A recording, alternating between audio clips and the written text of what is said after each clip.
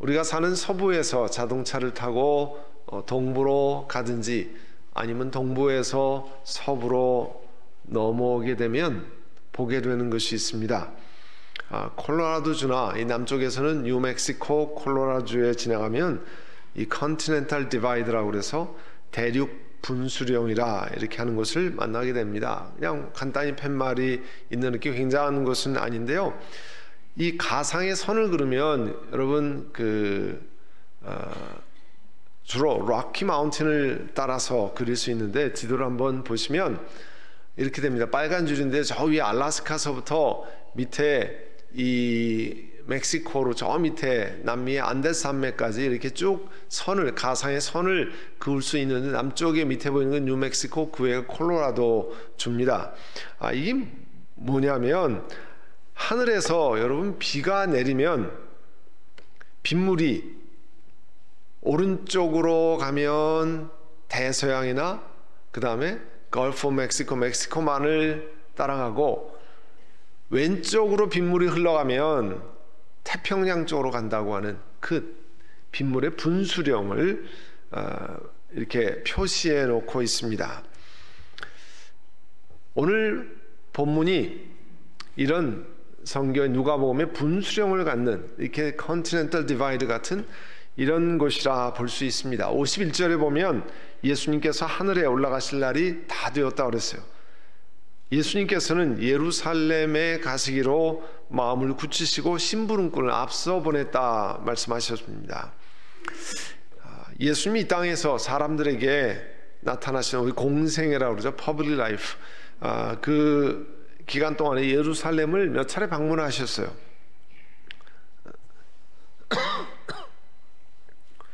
그런데 이번에는 뭐라고 말씀하냐면 하늘에 올라가실 날이 다 되었다 말씀합니다. 그러니까 이번 방문은 그 전에 행한 방문과는 사뭇 다른 방문이란 뜻이죠. 인류를 구원하시기 위해서 고난받으시고 배척받으시고 그리고 십자가에 죽으시고 부활하셔서 사망의 세력을 이기시는 하나님의 특별한 계획에 순종하시기 위한, 그래서 예루살렘으로 가는 그런 길입니다. 오늘 본문은 그 길을 가시면서 제자들이 가져야 할 여러 가지 삶의 태도에 관해서 말씀하신 내용이에요. 그러니까 우리가 몇 주 전부터 이제 제자도의 부분을 이렇게 같이 나누는데요. 우리는 내가 마음이 불편할지라도 예수님이 우리를 제자 되라고 말씀하셨다고 그랬잖아요. 내가 제자가 돼야 다른 사람도 제자를 만들도록 가르칠 수 있다고 말씀했잖아요. 우리를 제자로 부르시는데, 그럼 제자가 다른 사람을 향해서 어떤 태도를 가져야 하는가, 삶에 어떤 태도를 가져야 하는가를 말씀하고 있습니다. 먼저는 오늘 본문에는 크게 두 부류의 사람을 향해서 제자들이 어떤 태도를 가져야 하는가 말씀하고 있어요. 49절에 보면 제자들이 이렇게 얘기합니다. 예수님께 우리와 합류하지 않아서 이 못마땅하고 얄미운 사람들에 관해서 자기들이 그렇게 생각한다는 거죠. 제자들이 이렇게 얘기합니다. 선생님, 요한이 대표로 얘기하는데요, 어떤 사람이 선생님의 이름으로 귀신을 내쫓는 것을 보았습니다. 축사하는 것을 보았습니다. 그런데 그 사람은 우리를 따르는 사람이 아니기 때문에 우리는 그가 그런 일을 하지 못하게 막았습니다. 당신들은 그런 일을 하면 안 돼. 그렇게 얘기했다는 거예요. 그러니까 요한이 영 마땅치 않아요. 자기랑 같이 다니지도 않는데 예수님 이름을 얘기하고 귀신을 내쫓는다, 금지시켰다는 거예요. 근데 예수님 뭐라고 하셨습니까? 막지 말아라. 너희를 반대하지 않는 사람이 너희를 지지하는 사람이라 말씀했습니다. 그 예수님이 말씀하시는 것은요, 사람들이 우리 편이냐 아니냐가 중요한 게 아니라는 거예요. 어떤 일을 하느냐가 더 중요하다는 겁니다. 그러니까 예수의 이름으로 귀신을 내쫓는다고 하면 그 사람의 영혼에 하나님의 나라가 임재하게 하는 일이니까 같은 편이라는 거예요. 사람들은 같은 일을 해도, 나랑 똑같은 일을 해도 우리가 말하는 우리 안에 들어오면 괜찮고 바깥이면 적으로 몰아버리는 그런 태도가 있잖아요. 예수님 말씀은 예수님의 이름으로 귀신을 내쫓는 것이 중요한 것이지 우리 편이냐 아니냐 그게 중요한 게 아니라는 거예요. 그래서 내 그룹이냐 아니면 내가 속한 교단이냐 디노미네이션이냐 뭐 같은 장로교냐 혹은 같은 감리교냐 그런 게 중요한 것이 아니라 정말 이 일을 통해서 하나님 나라의 유익이 되느냐 그거를 보라는 겁니다. 그리고 51절 이하에는요, 예수님을 향해서 노골적으로 적대시하는 사람들이 등장해요. 예수님 앞서서 길을 떠난 사람들이 있었습니다. 예수님을 뭐 밤에 주무신다든지 이를 모실 준비를 하려고 이제 북쪽에서 예루살렘 쪽으로 내려가려면 사마리아를 지방을 통과하니까 사마리아 사람들이 사는 마을에 들어갔습니다. 그런데 그 사람들이 예수님과 일행이 예루살렘으로 간다는 소리를 듣고 맞아들이지 않았다는 거예요. 일반적으로 그 당시 사람들은 여행하는 사람들을 맞아들이는 것, 환대하는 것이 아주 가장 기본적인 삶이었다고 그래요. 그러니까 아주 천한 사람 아니면, 아주 악한 사람 아니면 그런 일을 하지 않고 늘 여행하는 사람들 환대하고 그러는데 맞아들이지 않았다는 거예요. 여러분, 사마리아 지방이라고 하는 것 우리가 아는 것처럼 옛날 남왕국, 유다, 북왕국, 이스라엘이 있을 때 북왕국에 이스라엘이 있던 지역이죠. 북왕국 이스라엘이 그 BC 722년 혹은 721년경에 아시리아에 의해서 멸망당합니다. 그리고 아시리아는 이제 유대인들과 다 지역에 있는 사람들을 혼혈시키는, 결혼을 시키고 이주시키고 이래서 그 혼합민족으로 만드는 것을 적극적으로 행했습니다. 그래서 이런 역사적 배경 때문에 이때 유대인들의 혈통을 지킨다고 생각했던 유대인들, 그리고 그 바리새파 사람들은 사마리아 사람들을 우상 숭배하는 혼혈 쪽으로 이렇게 간주를 했습니다. 그러니까 종교적으로나 윤리적으로 타락한 사람들이라는 거죠. 사람 취급을 안 했습니다. 이 사마리아 사람들은 예루살렘의 성전에 맞서서 자기들도 그리심산에 성전을 짓고 자기들만의 성전을 건립했습니다. 그러니까 대부분의 유대인들은 사마리아인 땅에 통과하는 것만 해도, 발을 들이는 것만 해도 내가 종교적으로 이 부정하다 이렇게 해가지고 직진으로 가면 좋은데 돌아서, 그러니까 요단강 건너서 한참 오른쪽으로 갔다가 돌아서 이렇게 갔습니다. 그러니까 우리가 여기서 한인타운 갈 때 60번 타고 가면 제일 빨리 가는데 저 위에 210번으로 올라가서 저 밑에 뭐 글렌데일로 해가지고 밑으로 내려가면 훨씬 돌아가잖아요. 그럼에도 불구하고 사마리아 지방에 발을 들이지 않기 위해서 유대인들이 그렇게 했다는 거예요. 반대로 이 사마리아 사람들은 자기들 박대하는 유대인들, 특별히 예루살렘에 가는 사람들 환대하지 않았다는 거예요. 접대 거부하고 가장 비열한 사람들이 하는 이런 그 접대를 거부하는 일을 했다는 거예요. 야고보와 요한이 이야기를, 이런 상황을 보고 54절에 뭐라고 그랬냐면, 하늘에서 불이 내려와서 그들을 태워버리라고 명령하면 어떻겠습니까? 이거 보면 제자들 가운데 성깔이 있는 분들이 있어요. 불로 태워버립시다. 이 말씀은 구약성경 열왕기하 1장 1절에서 16절을 암시하는 말씀입니다. 이 이야기, 여러분 나중에 그 열왕기하를 보시면 1장 1절에 16절을 보시면 북왕국 이스라엘의 아하시아라는 왕이 나옵니다. 그 왕은 주로 이 아버지 아합처럼 바알 숭배를 열심히 하던 우상 숭배를 해서 하나님의 노를 불러온 사람이에요. 이 아하시아가 어느 날 자기 거기 궁궐 다락 난간에서 떨어집니다.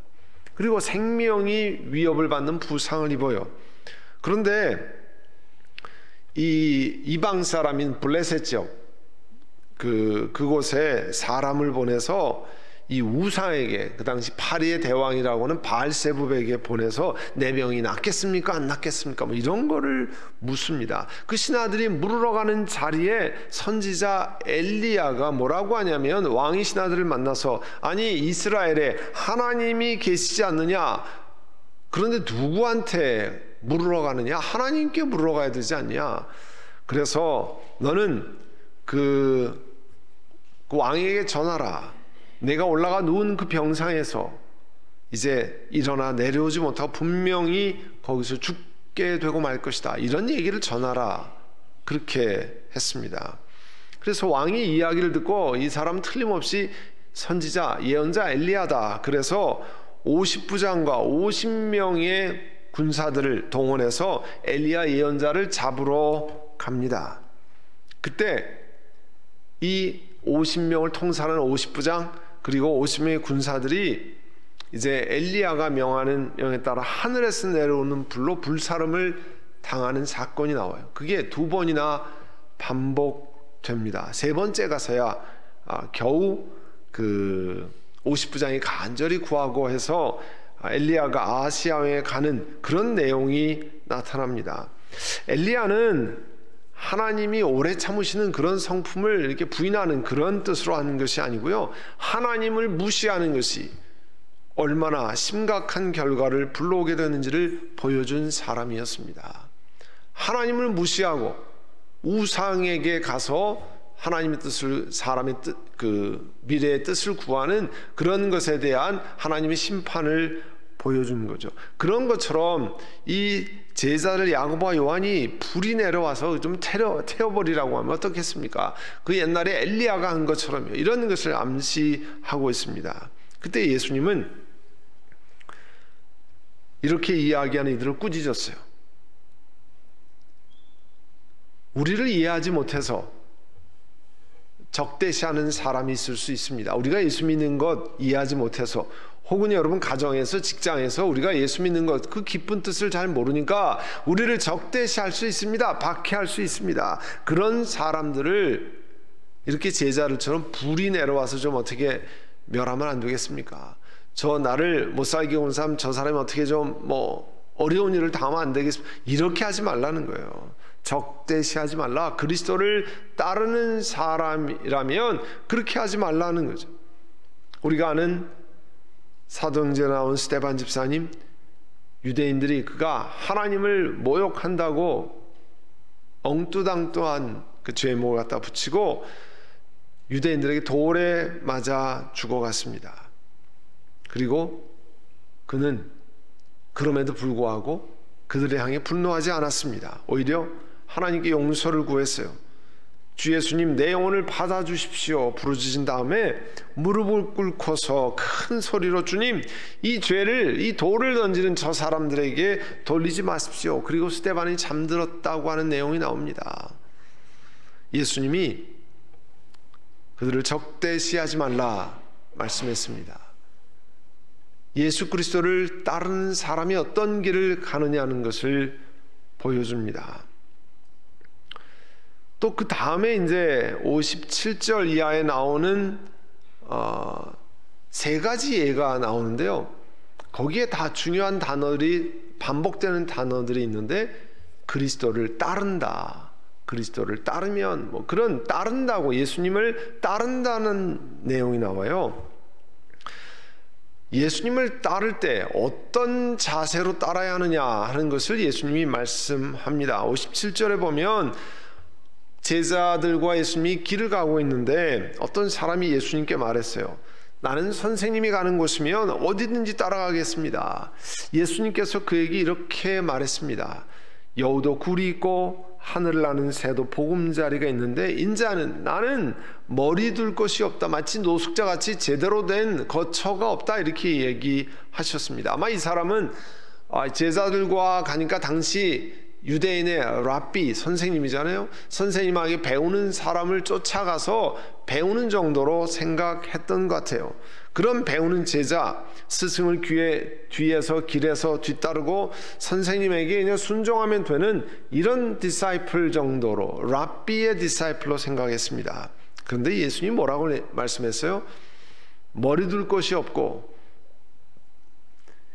이런 마치 노숙자가 되는 것 같이 참 어려운 상황도 개의치 않고 가는 그런 제자의 삶이라는 것을 말씀하고 있습니다. 그리스도를 따르는 것이 이런 어려움을 개의치 않고 그 길을 가는 것이라고 하는 것을 말씀하고 있어요. 또 그 다음에 59절에 보면요, 예수님께서 다른 사람에게 이렇게 얘기했습니다. 나를 따라오너라 말씀했어요. 그랬더니 그 사람이 이렇게 말합니다. 주님, 내가 먼저 가서 아버지의 장례를 치르도록 허락해 주십시오. 이 아버지가 지금 거의 돌아가시게 됐는지 아니면 지금 막 돌아가셨는지 그거는 나와 있지 않습니다만 아버지의 장례를 치르도록 해 주십시오. 60절에 예수님께서 그 사람에게 이런 말씀하셨습니다. 죽은 사람들을 장사하는 일은 죽은 사람들에게 맡겨두고 육적으로 죽은 사람들을 장사하는 사람, 영적으로 죽은 사람에게 맡겨두고 너는 가서 하나님 나라를 전파하여라. 얼핏 보면 야, 예수님 인정사정 보지 않고 너무 매몰차게 이런 말씀을 하시는 거 아닌가. 우리도 읽으면서 이거 어떻게 해야 되는가 이런 마음이 들잖아요. 유대인에게 죽은 자를 장사 지내는 것은 모든 일에 앞서서 행하는 그런 의무로 여겨졌습니다. 물론 당연히 유대인만 그런 거 아니죠. 어느 민족에도 거의 대부분 다 같은 원리가 적용됩니다. 그런데 60절의 말씀을 만약에 유대인들이 들었다고 하면 이런 무슨 선생님이 이런 선생님이 다 있는가 분노하기에 딱 알맞은 그런 것입니다. 근데 예수님께서는 하나님 나라를 전파하고 주님 따르는 것이 죽은 자를 장사하는 것보다 더 중요하다고 말씀하고 계세요. 이거는 우리가 말하는 레토릭이라고 하는 이제 그 수사학적인 표현이라고 하는데 강조하기 위해서 과장해서 강조하는 거죠. 하나님 나라를 섬기는 일의 긴급성이 얼마나 큰지 얼마나 중요한지 마치 자기 친아버지를 장사하는 것보다 더 앞서는 것처럼 그만큼 중요한 것임을 알고 따르라는 겁니다. 또 다른 사람이 61절에 이야기해요. 주님, 내가 주님을 따라가겠습니다. 지금 주님을 따라간다는 것이 반복해서 나오잖아요. 그러나 먼저 집안 식구들에게 작별 인사를 하게 해주십시오. 떠나가는데 작별 인사하는 거 당연한 거 아니겠습니까? 근데 예수님께서 이렇게 말씀하세요. 누구든지 손에 쟁기를 잡고 뒤를 돌아다보는 사람은 하나님 나라에 합당하지 않다. 여러분, 문자적으로는 중동 지방에서 이제 쟁기를 잡고 우리 농토 지금도 그 트랙터를 제어한 소에서 쟁기를 끌고 하는 일을 하지만 그 당시에 이제 쟁기를 끌고 이렇게 갈 때 앞에 밭을 잘 가려면 뒤를 돌아보면 안 되잖아요. 뒤 돌아보면 앞에 이 제대로 일을 할 수 있겠습니까? 그리스도를 따르는 앞에 일을 하는 것에 집중하라고 하는 강조를 하고 있습니다. 근데 또 다른 암시는요, 열왕기상 19장 20절 21절에 나오는 이야기를 연상케 합니다. 구약 성경을 잘 아는 유대인들에게 열왕기상에서 엘리야 선지자가 나오고 그 후계자 엘리사라고 하는 또 예언자가 나옵니다.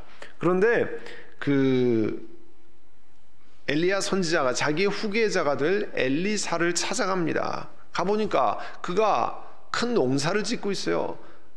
그 소를 겨리를 2마리가 끌고 거기에 농사를 짓고 있는데 엘리야가 선지자의 지위를 그 상징하는 외투를 엘리사에게 이렇게 던져 주었습니다. 그러니까 열왕기상 19장 20절에 엘리사가 소를 버려두고 엘리야에게 달려왔습니다. 이렇게 얘기했어요. 아버지와 어머니에게 작별 인사를 드린 뒤에 선생님을 따르겠습니다. 오늘 본문에 이야기하는 비슷한 내용이 나오잖아요. 그때 엘리야가 말했어요. 돌아가거라.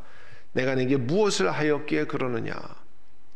엘리사는 엘리야를 떠나 돌아가서 그 소들을 잡아서 소가 매던 멍에를 불살라서 그 고기를 삶고 백성들을 다 먹게 한 다음에 엘리야를 바로 곧 엘리야를 따라갔다 그랬습니다. 그리고 그의 제자가 되었다 이렇게 열왕기상에 말씀하고 있어요.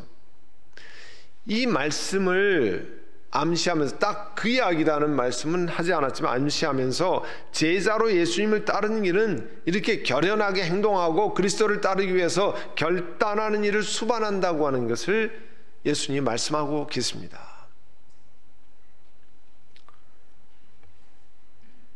여러분, 한국에서도 군대를 다녀오신 분이 있고 또 미국에서도 군대를 가고 우리 자녀들이 군대 갑니다. 특별히 미국은 전 세계의 그 안보를 또 평화를 지키기 위해서 곳곳에 파병을 많이 갑니다. 군인들이 오랜 시간 파병 명령을 받으면 짐을 당연히 떠나 있는 것이 포함되어 있습니다. 한번 해외 파병을 가면 보통 9개월, 12개월 이렇게 디플로먼트라고 하는 파병을 갑니다. 2001년서부터 작년까지 아프가니스탄에서 탈레반과의 전투를 하기 위해서 미군들이 파병되는데 20년 동안 미군 2,500명이 전사했습니다. 일일이 다 나오지 않지만 2,500명이 전사하고요. 무려 2만 명의 군인이 부상을 당했습니다. 그 전 세계 테러와의 전쟁을 위해서 그만큼 많은 미군이 희생됐습니다. 미국을 지키도록 부름받는 미군들도 엄청난 대가를 치르고 군대에 있습니다. 그리고 파병을 받고 나가서 전투를 수행하는 겁니다. 예수님을 따르는 제자들도 우리들도 제자하면 먼 남의 나라 이야기가 아닙니다. 다른 사람 이야기가 아니고요. 예수 믿는 우리들을 향한 이야기입니다. 하나님과 하나님 나라를 섬기는 부름을 받은 사람들이에요. 영어로 이런 표현이 있어요. God doesn't issue his call for a season, but for a lifetime. 하나님은 어떤 한 시즌, 한시적으로가 아니라 일생 동안을 우리를 제자로 부르시는 거예요. 교회 섬기는 6개월만 제자, 1년만 제자가 아니라는 거예요. 예수 그리스도를 믿고 주의 자녀가 되면 라이프타임 동안 하나님이 제자의 부르심, His call for a lifetime, 그렇게 말씀하는 거예요. 예수님의 제자들 가운데 베드로와 같이 순교한 제자도 있고요. 반면에 사도 요한같이 오래 연세가 높도록 사시면서 사명을 수행한 사람도 있습니다. 사람마다 섬기는 길이 다 달라요. 그러나 모든 제자들에게 똑같이 적용되는 부름은 제자로의 부름, Call for disciples, 제자로의 부름이 우리 삶의 최우선이라는 거예요. First priority라는 거예요. 오늘 이 짧은 말씀을 통해서 어떻게 사람을 대해야 되는가, 이 땅을 어떻게 제자로 살아가야 하는가를 돌아보고 새기고 묵상하고 삶에 적용하는 우리 모두가 되시기를 간절히 바랍니다. 기도드리겠습니다. 사랑하는 주님, 주의 말씀을 우리 마음에 새기고 주님 앞에 나아가기를 원합니다. 생명의 말씀으로 하나님의 은혜 가운데 나아가도록 주여 함께하여 주시고 이 말씀을 깊이 묵상하고 그리스도를 따르는 삶을 다시 정리하고 실천하는 저희들 되도록 은혜를 베풀어 주옵소서. 이제 주님 앞에 성찬을 준비합니다. 하나님의 은혜가 우리 가운데 있게 하시고 우리 자신을 돌아보며 주 앞에 나아가게 하옵소서. 예수님의 이름으로 기도드립니다. 아멘.